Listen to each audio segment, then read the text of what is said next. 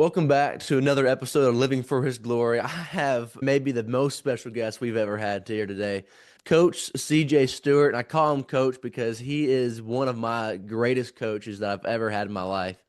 I went through an event in May 2024 called The Crucible through an organization called Rise Up Kings. And Coach CJ was one of the coaches in my event, and he walked me through a lot. He walked me through the crap I had in my cave. He walked me through the stuff I was still dealing with that I had hidden there. He walked me through basically just how to be a man, how to be more of a man than I already was, and how that shows up in my life. He is a big influence on everything that we do right here on the podcast. He's a big influence on everything that I say. You're going to hear some things that I said a little bit better by him today, I'm sure of it. And man, Coach CJ is the man, and it's not just me that had an impact on. It's hundreds of young men. It's everyone. It's every man in my family. He is an honorary Barrett, and he is loved by many men that he has helped inspire. And I can't wait for him to do the same thing on this podcast. Coach, how are you? Man, Lucas, I'm good. I appreciate you saying all that. And yeah, anything you got from me, you stole, and anything I said, I stole too. Man, it's nothing new under the sun. We're just living the day, saying the word. 100%. This is going. I'm super excited. I hope it shows out my voice. I'm super excited for this one. I know it's going to be a good one. Coach, we talked about, I sent you a text, you reflected on it, you said just a lot about stories. And I know from personal experience of listening to yours, you have a really good one. And who knows how many other you have. And so I'm going to open up the floor to you about your story and how that's shaped your life, your ministry, and how you've carried yourself in a way that has honored God, lived for His glory, and has shown His glory to the other people around you that you have impacted just as you've impacted me. Yeah, looking at just the questions and thoughts we were talking before we jumped on, of just that reflection idea and remembering. It's such a gift for me specifically. Because I don't live that way often. I don't look back a lot. I got a rear view mirror in my car and it's pretty small. My windshield's huge. And so I'm very much out the window, out the windshield, what's next, heading. And just the gift of being able to look back and reflect and go, yeah, what has God done? How has He shaped me? Where has He brought me from? And just remembering truly. So excited for that. And really, what I did on the story side, I summarized my life in one sentence. And so I'll share that in a second. And then I bullet pointed 7 or 8 chapters of the story, because all of our stories are one big book. That's our life. And the chapters really are the seasons or the years that we're living most of the time. Unfortunately for me, the first 2/3 of my life, those chapters were just being written by default. They weren't being written by design. And so that really pivoted for me when I was early 20s to start putting intentionality down and saying, no, what's the chapter of this life going to be? What am I going to cause to create with my life? What's going to happen through intentional, consistent effort towards that? So we can go 100 different directions, and you can lead and guide that based on what you know about me and your audience, what you want them to hear, because that's the other part. Yeah, I'm equally as excited and could talk without catching a breath for an hour, and we can miss completely. So I want to make sure we hit the right target, not just hit a target. So yeah, summarize my life story in one sentence. I said, God's just been preparing me and my family all along the way. And so, really, when we think about Romans 8:28, we know that God's working for good. Not that all things are good, but that God's working for good. And God's not just trying to get me to a certain destination here in life. Destination's heaven one day. He's shaping me on this journey. And He's not just interested in me getting the right answers on this test called life. Rather, He's interested in me learning, Him teaching me in this life. And so, really, as I look back on my life and all parts of it, that theme is running through every piece of my life, is that God's just been preparing me, and at times my family, along the way, for what He has ahead, for what He has next, for what He has even right now in this moment. And so, not just missing the parts of that. So, for anybody listening, that would be my charge, just to hear that from that perspective of both the life you're living right now is for a purpose, things that are happening around you, relationships, successes, failures, mountaintops, deep valleys, caves, whatever they are, they're for a purpose, both right now and also where you're going on this journey. And that's the beautiful part about all of our small stories, get to tie into God's big story. And that's why we love story. That's why we love movies. That's why we love books. You got a bunch of them behind you, got a bunch of them over here. That's why we love hearing people's stories because we were made by a creator who is telling a grand story, and ours get to play a part in it. And as long as we have that posture and perspective of we're a part of God's eternal story, that perspective, that mindset, then we can navigate life in an honoring way, regardless of the difficulty, regardless of the setback, regardless of the success, failure. What do I do when things go great? By my definition, what do I do when things are really hard and they don't go as I had expected? When I have that perspective of my story, my existence, my journey, then I am able to respond. And so that's the backdrop, background, the place I'm coming from today, right now. And so I'll let you ask more specific, hey, where do you want me to go in the story aspect? Of course. One question that I have from your background there was you drew comparisons between your personal story and God's story and how your personal story works in with that within that grand scheme of God's story like all of ours does. What would you say and how would you say that works in? What would you say that God's grand story is and how each of our individual stories can and does work within that as Yeah. it does, as we choose? Yeah. God's grand story. Obviously, we start in Genesis. God's design. God made man and woman in his image and was in relationship with them. And then at the fall, Genesis 3, we see that separation and brokenness from there. And so everybody born on this side of Eden is born into brokenness, not God's design. And through the life, death, resurrection of Jesus, we now have the opportunity personally to repent and believe, but then also spend the rest of our lives recovering and pursuing God's design. One day, one day that will be fully restored. The kingdom of God is not just a place one day. It's not just heaven one day. The kingdom of God, like we get to usher that into our world today. And so it is both a redemptive journey that's ongoing, and one day it will be fully redeemed in that process. And yeah, an easy example for me of like how we see that transition from the world to the spiritual aspects of the world, because often we just live in our worldly body, our five senses, what's going on around us, what we can see, touch, smell, all those things.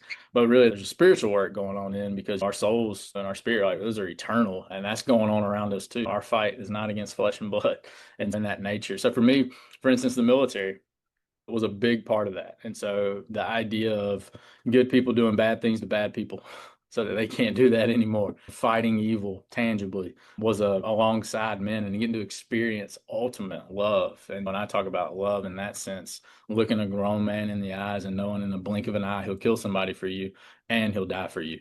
And again, we're not buddies. We're not friends. We don't like the same team. We don't like the same habit, our same hobbies. We don't, same habits aren't the same, all those things. And that's your brother. And like getting to experience both war and combat, it's a beautiful and crazy thing of you see the best of humankind in one picture, on one end of the picture, and on the other end of the picture, you see the worst of humankind all in the same setting.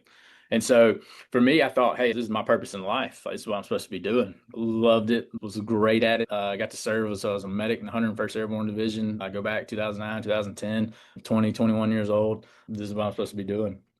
And obviously, my journey and my story is getting shot in Afghanistan. Enemy fired a rocket, hit a few feet from me during a gunfight, hit a wall about 10 feet from me where I was grabbing my gear, sent pieces of the wall through this arm and leg, and jacked up some things in other places. And very quickly, what I discovered in that long recovery process and all right, God, you got me into this. Now what? I've long lived by the Moses plan. As long as I'm alive, he's not done. When he's done with me, he'll kill me. Ask Moses. When your purpose is up, he'll call you. And there's nothing you can do about it. So until then, go live it out. So it was never a why me? Why did this have to happen? Why? No. It was all right, God, now what? Now what is this for? And through that, and over the last decade and a half of a variety of ministry settings, which we can talk about as we go, what I discovered is no, God wanted me to fight evil. God still wants me to fight evil. I'm going to spend the rest of my life fighting evil in a direct action way. But it wasn't just picking up a gun and going and shooting bad people and plugging holes in good people when they got shot. It wasn't just the worldly sense of it. It was a spiritual, bigger thing that God was both doing in me and then calling me to. And so when I think about my story, stepping into God's story and how that fits, it's not that those things were bad or wrong or missed the mark. It was that I was just viewing it through a worldly lens only. And when God opened my eyes to the spiritual nature, I'm still a medic. I still sit knee to knee with dudes, look dudes in the eye who are bleeding to death spiritually, emotionally, relationally. Their marriage needs a tourniquet or it's gonna die. And I'm still the same guy I was when my buddy took around to the neck and was paralyzed, and I'm working on him and I'm smiling and laughing just like this because his worst moment of his life ain't nothing we can do. I'm working on him and telling jokes and laughing. That's just who I am. Like, here we are. And but that's what I get to do, and that's the comfort and the confidence that like I get to bring into a situation with a married man right now who's struggling, and know the same promise I told my boys in Afghanistan, the same promise I tell them. Hey man, I can't promise I'll save you, but I promise you won't die alone. And I'm here. We're rolling together. Whatever happens, I'm good. I woke up today content if this is my last day on earth. I don't know when that'll be. I have a gift in that I lived my last hour on earth when I got shot. I did bleed out, and the doctors had to resuscitate me in that medevac process. I know I wasn't knocked out, nothing, wasn't unconscious, anything like that. I lived that last hour. And so I know what it's going to be like one day when I get to the end, whenever it's for real and I'm not getting up off my deathbed. And so from that day to whenever that day is, I don't get to choose how I die. I just get to choose how I live. And so, like, I learned that through parts of my story and journey that weren't just about that part, weren't just about that piece of my story, weren't just about me. It was about God's story and where that fits into that and how I can go do those things, being who I am in a way that ultimately alters future generations and impacts eternity. Yeah. You know, my favorite part about really any story, as I've slowly started to realize this recently, like very recently, like after Ruck, after meeting you, is that I knew that God was working in me in my struggles, Mhm. in my story, in my pain. But what I realized later, and this really all became real when I volunteered for Ruck, was what God was working in me was not just so that he could work it in me. What he Mhm. was truly working it for was how he was going to work it for his glory and how it was going to impact somebody else's life, how it was going to 100%. help somebody else. And your story of pain, of cycle, of discomfort, of everything that you've been through, like you're still a medic. Like you saw what God was working in you, and now even today, you're still working that in other people's lives and other men's lives and other maybe women's lives. Whenever you do that, like you're still working that for somebody else. Your story is not about you, and it's not about you. You're still working through your own story, Mhm. but it's not about you. It's about somebody else. That's right. That's what's so important. Yeah. It's not about you. It's good that you're doing work. It's good that God's working in you. It's good, but it's not the end of the story. That's not what it's about. It's more than just about me and you. Yeah, no doubt. Because look, hey, when death comes knocking, all your life, all your wisdom, all your experiences, all the things that you know and have gone through, whatever, they're gonna be this small. Yeah. 'Cause ain't none of it gonna matter. Yeah. Because yeah, you're here for a minute, and so when you can shift your focus from life being about you and you at the center of your life to ultimately, again, a pastor today, a blood washed, ransomed child of God. My belief when I can put Jesus at the center of my life, all aspects of my life, there's no loss. Period. There's no. It's not even a failure. It's not even it's a setback. It's okay. Yeah, my expectation wasn't fulfilled, but dang, God, I don't want what I want to happen. I want what you want to happen. And where I am misaligned, bring me back in. When I am the sheep that has gone astray, grab that hook and yank me back in. And I'm hard headed by nature, so sometimes that requires a clubbing, a whacking. And I bang on the door, and God, if you don't want me to go in that door, I need you to make sure that thing's bolted, locked, shut, because I'm going. That's part of the wiring, and so I want to go. But ultimately, I want to go where He wants me to go, because I believe wholeheartedly what He has and what He wants is so beyond what I can comprehend, and the good that I think I need in life and want in life, I ain't even coming close to what God has. I mean, that's really and truly, yeah, like the life I thought I was going to be living. The best day of my life was June 15th, 2010, when I got blown up. The absolute best day of my life. God wrecked my world, but ultimately saved my soul and has changed everything about my life because of that. I'd do that again every day. That done. To get to where I'm at now, to know what I know, and to have gotten to experience what I've experienced on the other side of that, I do it every day. And it sounds crazy to somebody who's never spent 100 plus days in the hospital, 40 plus surgeries, piecing me all back together, all that jazz. Some things won't ever work. This hand, it ain't ever gonna work. I can still hit a golf ball pretty well though, because my wrist doesn't rotate. Shout out. But at the end of the day, when you look about those things, okay, my arm's never gonna heal up, whatever. Okay, cool. God gave you two arms to start life with anyway. One's a spare. You'll be all right. Happiness doesn't come from your right arm anyway. Cut it off. I'll be the same dude in the morning.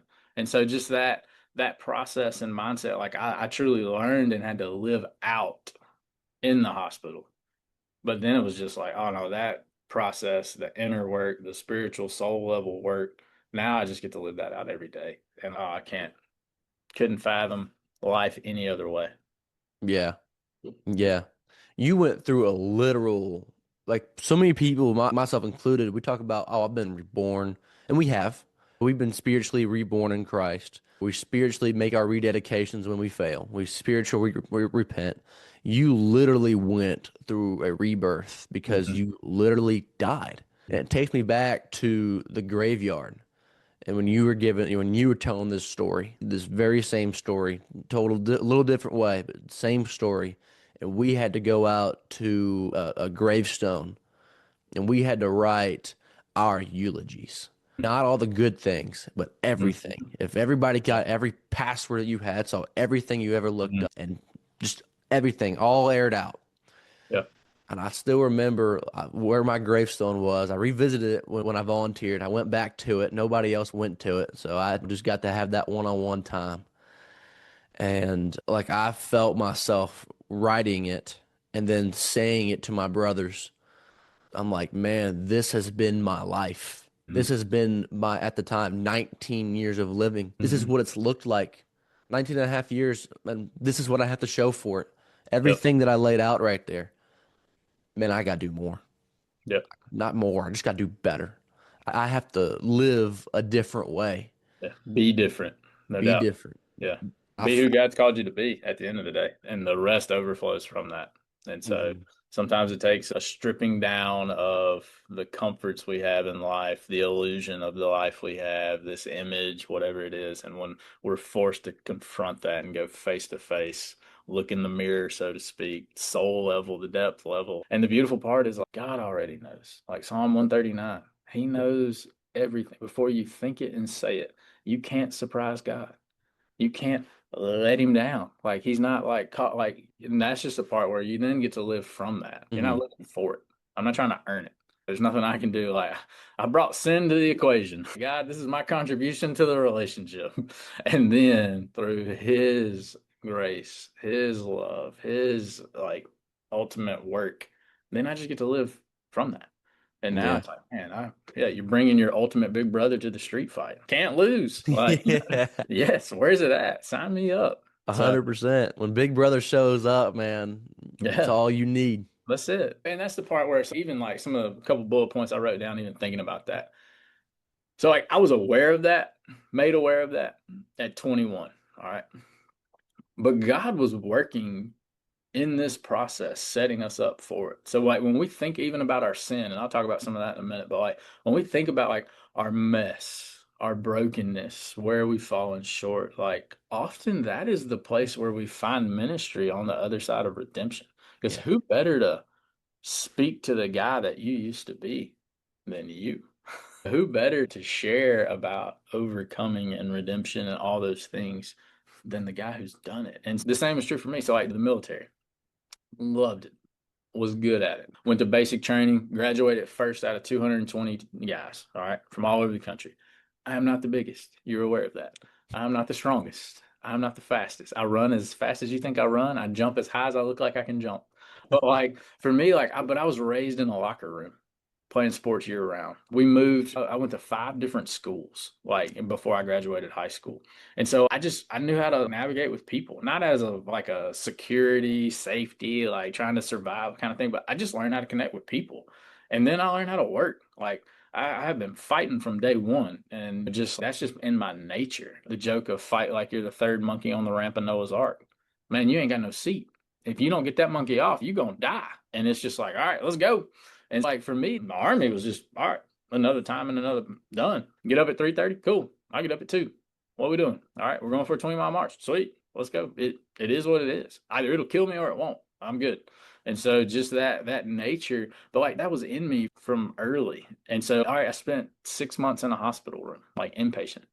I also spent 3 months in the ICU before I was 5 months old having surgery. I had 3 surgeries before I was 5 months old, couple complications, different. So like my family was like prepared. Like it was like a weird thing of 3-month-old CJ and 21-year-old CJ. Like my mom was in the hospital room, like that nature. And so like God was just preparing us. And even the injury.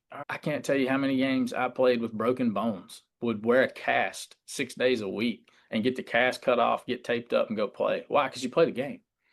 All right, I'm just hurt. I'm not injured. That's a different thing. Injured is I can't physically do this. Hurt is I can do it and it hurts. Okay, cool. I played hurt. Like broken ribs, jacked up hand, like all those things. And it's like, okay, cool. So guess what? I'm jacked up. All right, so what am I going to do? I'm going to go play. I was in the garage this morning working out with my wife. Like, my pull-ups don't look great, but I still do pull-ups. Can't do chin-ups because my arm don't rotate, but I can do one like that. But it's just that nature. But that's the part where, like, when we stop and look back, we can see God's hand at work in our story. And so that's the part where, for me, like, being able to reflect on some of those things and even the opportunities that have come on the other side. Yes, I speak to thousands every year. Go share, go speak, college teams, businesses, conferences, coaching, different things like that. But, and most of the time it starts with, I get in the door because of what's happened to me. I don't have any business being in the room. I'm just a dude. Born and raised in the middle of nowhere, Louisiana, resided in Mississippi for 2/3 of my life. I'm just a dude. And so folks are like, hey, your story, hey, this, hey, that, whatever. But I was raised around the domino table at a small country gas station that my great uncle owned by heroes. My great grandfather lost his leg in World War II, came home and got 2 jobs. He just was our town hero. Both grandfathers, all the great uncles, all those guys. Like, I just grew up around the company of heroes and saw what living an honorable life looked like, saw what service looked like, saw what caring for others looked like. And it wasn't about them. It wasn't about the accolades and the things. And for me, it's easy gets tossed around like it's simple and at times easy. Like I walk with humility in the sense of not, oh, I don't know. No, I'm confident in him. I'm confident in who he is and what he's called me to do. So there's a confidence there. But ultimately, like I grew up and was and for me, like men modeled what living a life of honor looked like. And as a child, like ingrained in me was like, I want to become the man that can pull up a chair at that domino table and book all. I don't want to be a fraud. I don't want to be the guy that walks into that gas station that doesn't pull up a chair because they know him, because they know he's a cheat, they know he's a fraud, they know he's this and that. And I didn't want to be that.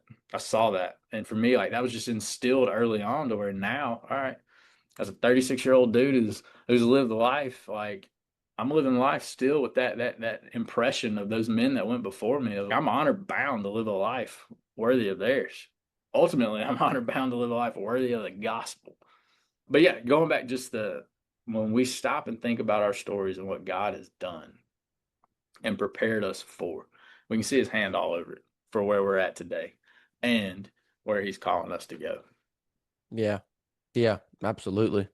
100%. What makes you different that I've seen just listening to you, watching you definitely, but listening to you, everything that's coming up in this conversation, that what makes you different is these things that the arm, the just having so many surgeries and being blown up and all that kind of stuff, people would look to that as an excuse of I can't do this or I can't be this or I'll never be the same because this happened to me. Where you're different is like the same thing happened to you. or if you put you versus somebody else that had the same thing happen to you, and you're like, man, I can do this because of this. I Mhm. can show up this way because of this. I can't show up in the same way as I used to. Yeah. Like Coach CJ before 21 could do a chin up like normal, could do a pull Hmm. up like normal, could do whatever he could do Yeah. like normal. You can't do it the same way. You're different now. But now Mhm. you're like, okay, how can I show up differently? And now how can this actually not just show up differently, but show up better? Yeah. I, The simple snapshots. Yeah. What's more impressive? A normal two-arm guy being able to do 10 pull-ups, or a crippled chief looking dude rolling around doing 10 pull-ups? And that's that mentality of, yeah, like it truly is an opportunity. And that's when you think about setbacks, because yes, what you just described, I witnessed truly for the first time. Like I said, just hovered around the Bible Belt my whole life. And so even stationed Fort Campbell, Kentucky, Nashville was our stomping ground anyway. So I never got out of the South. But being at Walter Reed in 2010, so Walter Reed Army Medical Center at the time, they since shut it down and moved it to Bethesda, Maryland, where it's now Walter Reed National Military Medical Center. So it's all branches. But in 2010, it was the Army Medical Center. Ward 57 was the ward for orthopedic injuries. So amputees, legs, arms, all the things. They went to Ward 57. And dude, it was packed. All right. 2010, there were 3 flights a week, medevacs coming from Germany. Guys getting hurt downrange, coming back, and like the staff there, the nurses, the therapists, all the things they could literally watch the news and see these attacks, these whatever, and know that van, that bus, it was a school bus that had litters stacked in it that had redone, was going to be coming either on Sunday, Wednesday, or Friday. Those were the 3 stacks. But that was the first time I experienced personally, and my family too, because like I said, my mom was up there a bunch, my dad was up there a bunch, my sister would come visit, and I had a ton of friends and family that would just come up there for a weekend, come hang and all that.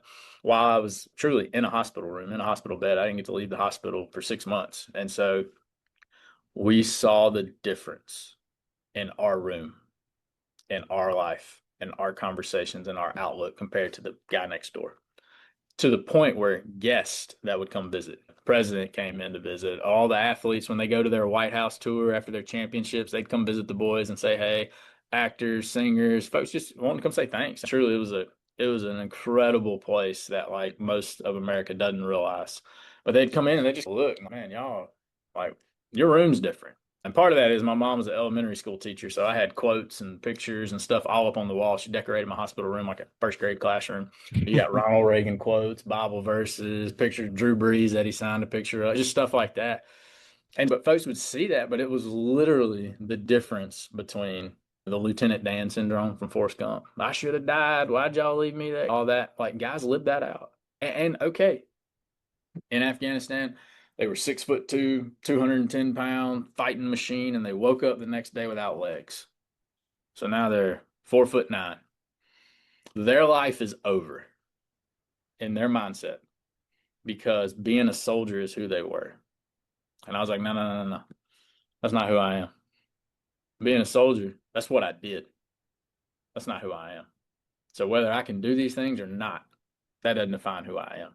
And doctors actually gave me the military acute concussion exam, the MACE test. As a medic, I had to give these to guys. We'd get convoy would get ambushed, or outposts would get mortared, or rocket attacks. So anytime there's a blast, you check, hey man, everybody good? You got a concussion? That's kind of old CTE in the NFL, TBI, those kind of things.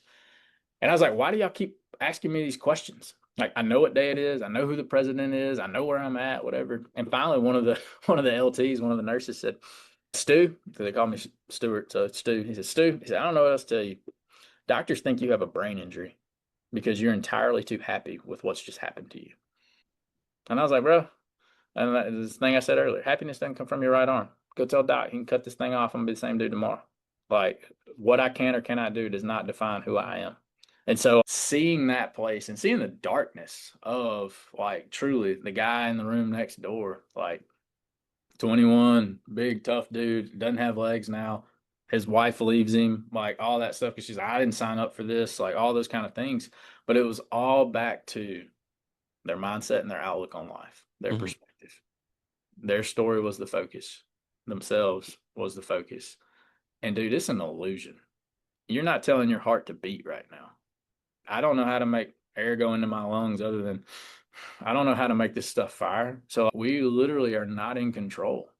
And when we come face to face with that reality, most of the time, that's what breaks people.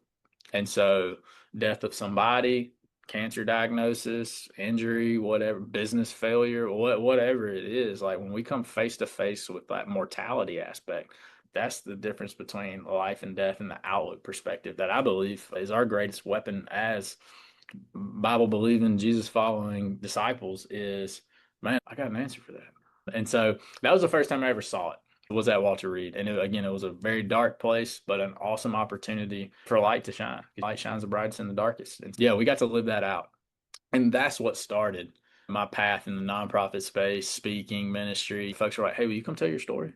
Because at the time, it's like, "Hey, you're 21. You died in Afghanistan. You got more scars than you tall. Like you got 7 feet of scars, and you're only 5'8". What's going on? You're not mad. You don't use the F word every fourth word like most guys that are here. Will you come share your story?" And I was like, "Sure." And then I started meeting people after I spoke who came and told me their stories of when life blew them up. And what got me out of the bed for the first time in 55 days to put on shoes, like I didn't walk for 55 days, couldn't get out of the hospital bed. That's the same thing it takes for that guy to get up and go to find another job when he gets fired and he's got 3 kids to feed. He's got a wife counting on him. All right, what are you going to do? You going to roll over and die?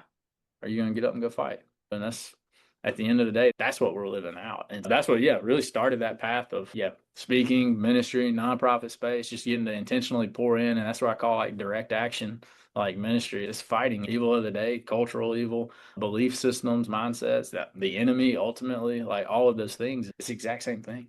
It's like, all right, we're going to get up and go fight today. It's like, absolutely. That's the only option. And so when something happens, an injury, whatever, okay, that just changes how I'm going to fight. That doesn't Mhm. change what I'm going to do. And so that's the part, the beautiful part about, yeah, our stories, our mess becoming our message, the place where we were in brokenness personally becoming our ministry platform. Why? Because that's about God and his redemptive story. And so we see that in our lives. We see that throughout the pages of scripture in the lives of the people that God chose to use during that time. One of the biggest lies I think our culture tells us, and it stems back a long time. It actually stems back to a movie that's a little older than I am. It's Spider-Man, Sam Raimi's, that first one with Tobey Maguire. Okay. Yep. And at the very end of this movie, it's right after the funeral. And at the very, very end, Peter's walking off. He's got the monologue going on. He goes, "It's our choices that make us who we are. We can always choose to do what's right." Mm. And the thing is, that sounds right. And I remember watching that movie. The first several times I watched that movie, it inspired me. I was like, I can Yeah. choose to do this. And choices are important. Choices are important, but it's not the choices that make us who we are. We are already made exactly as we Mhm. are Yeah. because that's what God has told us we are. God created us a certain way, and we act through that. That's what we mean by like when you've been transformed by the Holy Spirit, you will have the fruit. Yeah. Like you will bear the fruit. The Holy Spirit bears that fruit, the fruit of the Spirit is what it's Hmm. called, and you will Yeah. bear that fruit if you've been transformed by the Holy Spirit because that is who you are, not because of that is just how you ought to live. It is how you ought Yeah. to live, but you live that Yeah. because you have been transformed, living from Yeah. self and not from circumstance, or not just because you know you should. Yeah. No, and that's good. That's back to that living for it or living from it. Because, yeah, that's a great quote for a man-centered life. I get to choose. Now, from a Jesus-centered life, where Jesus is the focus, God's sovereign. Yeah, I get to play a part. Yeah, I'm not just a robot. He cared about me. He loved me. He knit me in my mother's womb. Yeah, I get to play a part, but don't ever mistake the fact that you're not the star of the show. And that's the difference of because of what he has done, I get to live from that. And yeah, and that informs what I do. And yeah, choice is really an illusion. You really don't have a choice. There's some options, but the choice has already been made. Are you or are you not? Am I going to be obedient or not? So for me, it's like, all right, the choice was made to get married, and we'll tell Danielle's story in a second. I'm a husband. The choice has already been made. Therefore, when I go about my day, I have options. Am I going to honor that or not? But like, I don't have a choice. Why? Because I have made the decision that I'm going to be the husband that God's called me to be. I'm going to love my wife like Christ loved the church. So now I have options. I don't have choices. And so choice is really an illusion. But as a man in our man centered world and in our culture, we like to believe that we have choices and we have options, or not options. We have choices and we have like power and control over that because it's man centered. But when it's God focused, Jesus at the center, like I have options. So like I really don't have a choice if I've committed fully to that. Mm. And that's the part where, yeah, if I'm going to be an intentional father that loves and disciples and raises my girls to not just be my children, but ultimately, God didn't have grandkids, but ultimately to be God's daughters and for them to be adults that live life, honor in the Lord, serving Him, advancing His kingdom, all those things. I don't have a choice to go and watch Netflix 3 hours a night. I don't have a choice to go to the deer camp every weekend. I don't have a choice to do all these things if I'm going to do that. Have I committed to that? Yeah. Then I don't. Choice has already been made. And that's the part where, like, when you commit fully to following Jesus, like all in, cost of discipleship style, come and die to yourself every day, pick up your cross, like every day. You don't have a choice. The option is, are you going to do it or not? That's the piece that's been the mindset shift for me in that process has been when I can simplify that, done. Like now it's both simple and easy, despite the circumstances. Because inside of me, I know what it is. That's where I can have peace. I can have joy. Chaos can be going on around here. Pain, difficulty, all the things. No, that's peace. That's joy. Why? Because I know what's going on in here. I've already made that choice. Therefore, I don't have any more. Yeah, absolutely. That really is what helped you out of that hospital bed, right? And it's why they were trying to give you that mental test because they're like, how can somebody be so happy, so content? How can somebody in this situation where everybody else is losing their minds and going through it, he's still him, he's still happy, he's still okay. It's Yeah. just because you don't come from what you do, you come from where you actually come from. Yeah. No doubt. I'll tell you two stories about the journey. The first is so when I got shot at the outpost, no running water, no electricity, literally 40 dudes living in an Afghan compound. Like it wasn't an outpost. It was, what it was. Started putting a tourniquet on myself, got to the squad leader. Both bones were blown out, skin's the only thing holding my arm on, so it's flopping around, all that jazz. And get to a buddy, finishes the tourniquet, they package me up a little bit. A guy on the roof that was hurt that I was originally trying to go help. So he and I get medevac to the bigger FOB, forward operating base, where there's like an aid station. We had a battalion surgeon. There's basic level care. And then that's where the helicopters would land to pick us up. And so at that station, they cut off all your clothes. Like literally, I'm wearing Oakleys and combat boots, the only two things covering my body. And I had a cross that a guy gave me that I wore on my dog tags. His wife had breast cancer. She had overcome it 3 times. And I say breast cancer 3 times. She had cancer 3 times, came in as breast cancer, and then whatever that whole medical process is. But she had overcome cancer 3 different times. And he had a cross that he made. He would forge stuff. That was part of his therapy in life. But he had a cross that said Crimson Truth. And he gave it to me the last time I was at church before I went to Afghanistan. So I wore it on my dog tags, but it would rub on my chest when we wore plate carriers and all that jazz. So I put it in my pocket on my arm in my uniform. When I got shot, I couldn't grab it because this arm didn't work anymore and I couldn't pull it out. So I had one of my buddies, one of our team leaders, pull it out and give it to me. So I was holding that, cut off everything. They're like, hey, give me that. I'm like, no, I'm keeping this. And like in the medevac process, I looked down and I saw that cross covered in my blood, like everywhere. And it said Crimson Truth. And it was like the first time in that moment where I was just like, man, I'm good. Like, I'm good. And so medevac, flight, all the things, got to that first surgery in Kandahar. So the helicopter flew us from a little district in Afghanistan back to Kandahar, like the huge base where there's an actual like hospital there. And so I'm on the pre-op table. Again, at this point, I got nothing on. They've taken the glasses, they've cut off the boots, and I'm holding this cross. And there's this nurse, her job was to hold my ears, hold my head, look over, look down on me while all the doctors are doing all their checks. They're checking where are all the holes, where's all the things, whatever. And she's like, hey, what's in your hand? And I was like, I showed her. And she's like, you believe in God? I was like, yes, ma'am. I was like, do you? She said, no, I don't.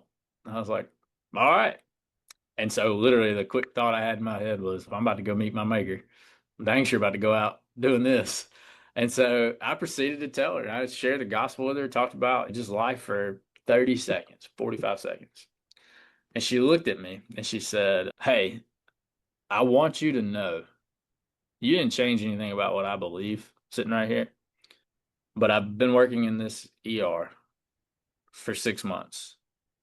I see a dozen guys a day. Again, 2010, height of the war. Kandahar was the main hospital in southern Afghanistan. She said, I see sometimes 10 guys a day. She said, you are by far the calmest person I've ever seen on this table. And I said, ma'am, I said, what's going to happen is going to happen. I was like, I'm good. Last conversation I remember because they loosened the tourniquet. They didn't realize this artery was damaged in the original injury. So that's when it started squirting blood again. And that's when I actually flatlined. And so doctors had to resuscitate me during that process. Fast forward a few years, I was like, I want to find her. Thanks to Google and Google imaging, found a picture of that Kandahar staff doing some work and whatever, found her, found all the things, contacted her. And dude, you would have thought a ghost, like of just like, how did, what? And I got to mail her that cross and sent it to her. And that was like one of the few things I had that I had kept from my time in Afghanistan, all those things, because she was journeying in life, struggling. Since then, all the life things that happened and just really questioning whatever. And she was just like blown away at, I think it was like 4 or 5 years later, actually, of when I actually reconnected, and was able to send that to her. And it was just like, all right, back to this whole big grand story. One moment, one instance, one opportunity to be a part of life change, transformation for the sake of the gospel. And it's, I'd have never met her if I hadn't gotten blown up. She's a wife, mom of three, challenges, all these things, but here's a shift. And it's like we never know. Our job is to just live and be obedient in the present, regardless of what's going on. Again, I don't get to choose the stage I go on. My job is just I get to choose what I do when I'm there. Am I prepared to be there? Am I ready? And so that was like just all right, here we go. And so just been able to just see that and live that out for years, not because of anything I did. That's the other beautiful part about my story. I didn't build anything. Like I'm not some CEO or some this and that. I'm not this world whatever athlete. I didn't do anything. The Purple Heart is the easiest medal in the military to earn. You literally get one for getting shot. We call it the enemy marksmanship badge. Like congratulations, like you forgot to duck. So like my story is the beautiful part about my story is like I didn't do anything. I just showed up and got hurt. But now it's because of that, what God's been able to do in and through that is just simple through me just walking. Like he didn't ask me to understand the plan. He just asked me to keep walking. Just keep walking. Just keep going. And it's, all right, I can do that. I can pick one foot up, down, one. Like that's easy. So that's been a cool setting. And then the coolest of all of them is my wife today, Danielle, been married for a little over 12 years, have 10-year-old, 5-year-old. I was one of my occupational therapists at Walter Reed. She worked there. That's how we met.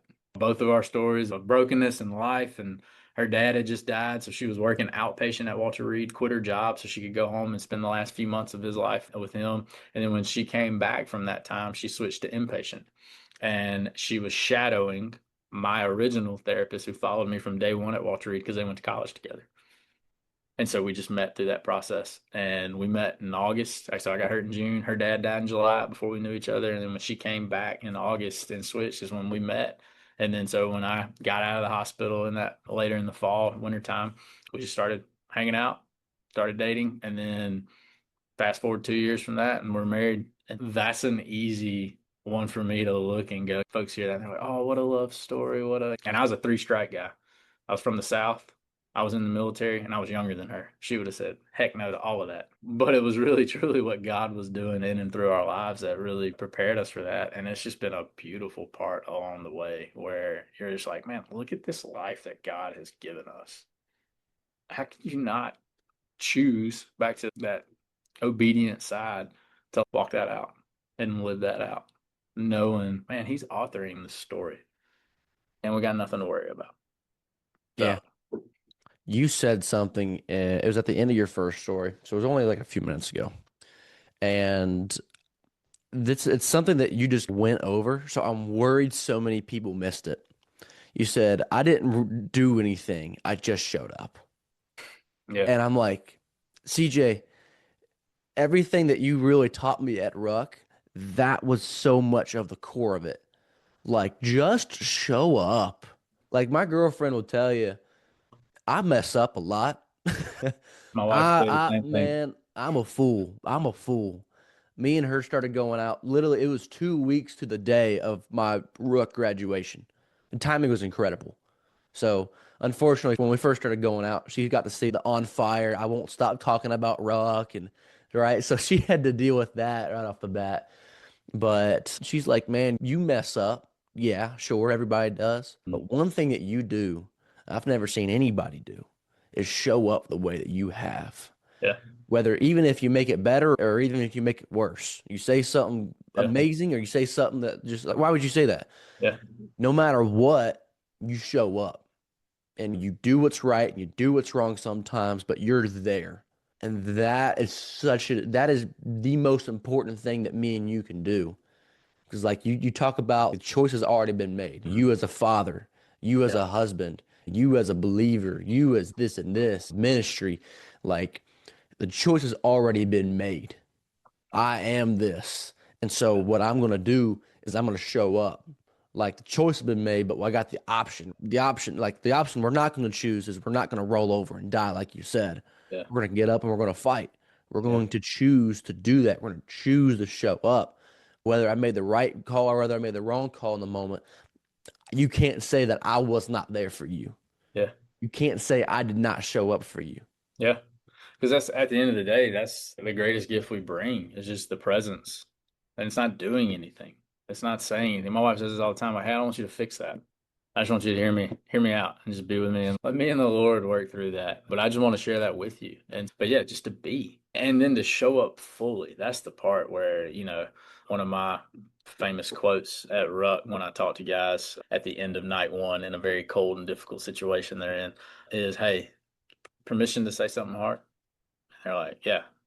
And I'll usually something along these lines of sharing their story. I'm like, hey man, your wife's never loved you. And they're like, I'm like, and I'll lean forward. I'm like, because she's never known you. And it's just that notion of fully show up and be all of you. Bring all of yourself to the table. That's why I love Coach Jeremy when he talks about silence when you have something to say is a lie. And so at work, you got something to say, send it. Like, don't you got feedback to give? Send it. Like, you got something to share from your perspective. You're not saying this is reality and this is the truth. No, from my perspective and my perception, here's what I'm saying.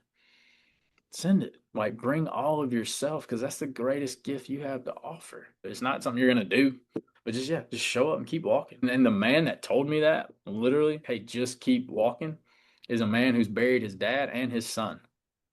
And he's like, God didn't ask me to understand this plan and this process. He just asked me to show up and keep walking. And yeah, Roger, got it. And so that's the element of, yeah, like when you bring yourself, all of yourself, then you get to see what God's going to do in and through that. And that's the part, man. I love King David, love his story. And it's one of the saddest instances of a father in the Bible is when one of his sons raped one of his daughters and he didn't do anything. His oldest son, the older brother of her, stepped in and did something. Not only killed old boy, but brought her into his home because she had been violated, she had been shamed, all those things. And she lived in his home, not her father's. And I can't help but wonder. This isn't written in the Bible. This is me thinking, I'm willing to bet David had that thought of, who am I to step into that? That dude knows about Bathsheba. Yeah. He knows about that story. But then I'm looking, going, who more qualified to step into that than you because of what you've done? So that's the beautiful part. Like I can look at dudes who are in it, full on, ruin their life, like in it, and say, hey, we're going to square up and we're going to deal with this. Because I am a guy that, yeah, I abused alcohol. Yeah, I abused prescription drugs.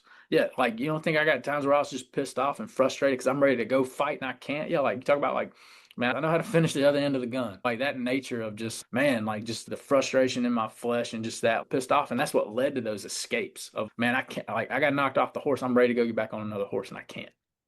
And so just that angst in me, like I've gone that route and I'm here today. So who better to look at a dude? And I see guys all the time at church here, shame this and that and whatever. Okay, dude, I got it. Great. You smoked some meth last week. Got it. Cool. Glad you're here today, man. What are we gonna do now? All right, who we need to go talk to? What do we need to do? And dudes walk on Sunday morning all the time, high as can be. And like I'm the guy on staff that all of our teams like, hey, go get CJ. We got another one. Well, no, I'll sit outside and chat with this dude, and I'm like, okay, cool. And you think you're the only dude that's ever walked in this building high? You think you're the only husband who's ever been unfaithful to his wife? You think, okay, what are we gonna do now? Well, it's like that element, but like that's part of my story, and so it's like who better to speak into that? But I can't if I don't show up all of myself, fully me. If I'm afraid of what you're gonna think, if I need you to like me, if I need you to validate me, if I need all that, then I won't bring my whole self. But when you show up fully and don't care, it's like the Apostle Paul. Everywhere Paul went in the book of Acts, he started a revival or a riot. Sometimes both. Sometimes Um, both. do you think that bothered Paul? No, not at all. Why? Because when he was Saul, what did he do? He started riots. He persecuted the church. He had men, women, children, prison, killed, all the things. That didn't bother him. That didn't scare him. So it wasn't about God changing Paul's life, Saul to Paul, like changing all. It was about God redeeming it. And so that's the part for me and for you and for anybody listening is, hey, your story, your mess, your brokenness, all those things, dude, that's street cred on your testimony resume. But you can't use that if you're trying to hide it. That's right. Then so when you show up fully you, unafraid, not, hey, there's some fear, what, no, bump that crap. When you show up unafraid and you're fully you, that's the part where it's, man, just sit back and watch what God does, and it'll blow your mind. 100%. Man, that is a good that is a good word. That's a good word to end this on, CJ.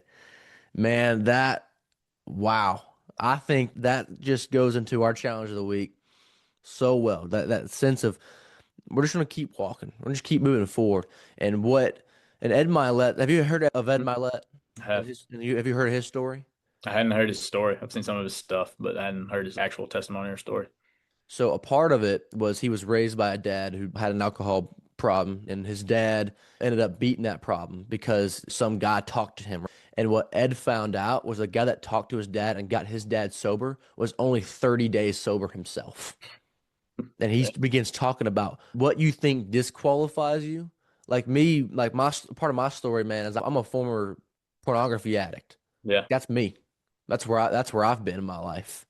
And so my story, like I don't get, it's not that I can't speak to people that are dealing with that right now. It's that, man, I get to Yeah. because not only have I gotten over it, but I was in it in the first place. I've Yeah. been exactly where you are. Who better to get you out of the sticky situation that you're in, if not somebody that was in there themselves? You know, your story, your trauma, your pain, you've messed up. It doesn't disqualify you. It qualifies you even more. Yeah. So the challenge of our week is what kind of sins have we committed? Where have we been? Where does that not disqualify, but where does that qualify you to help somebody else, to help show God's love to somebody else, to live for Yeah. His glory a little bit better? Because what you did was bad, yes, but God's going to work it for His good. Where in your life where was the bad in your life, and where can God transform that to work for His good, for His glory, and to help somebody else's life? That's right. No, it's 100%. It's put purpose to your pain. And like your brain is a mandated meaning maker. Yeah. You're going to create meaning. Even when you get data, hey, I lost 10 pounds this week, you're telling yourself a story. Hey, I gained 10 pounds this week, you're telling yourself a story. Like your brain is gonna put meaning to it. You get to decide the meaning. That's the thing. And if you don't choose, all right, the sin, brokenness, the world, it's going to choose for you. And so, yeah, who gets to label you gets to control you. And so I'm going to let God label me. I'm going to put purpose to my pain. I'm going to put meaning to my life. But like, I'm going to decide who He says, not what the world says. I'm going to put meaning to this life and I'm going to fully show up. I'm put meaning to it, purpose in the pain, whatever it is. Like I get to author that in my life because of who he is, and I get to live from that, not for it. I get to live from it, and therefore, hey, he's already written the grand story, and I got the pen in my hand of what am I going to do today. He chooses how I die. I choose how I live. I can live a great life now that I know that. 100%.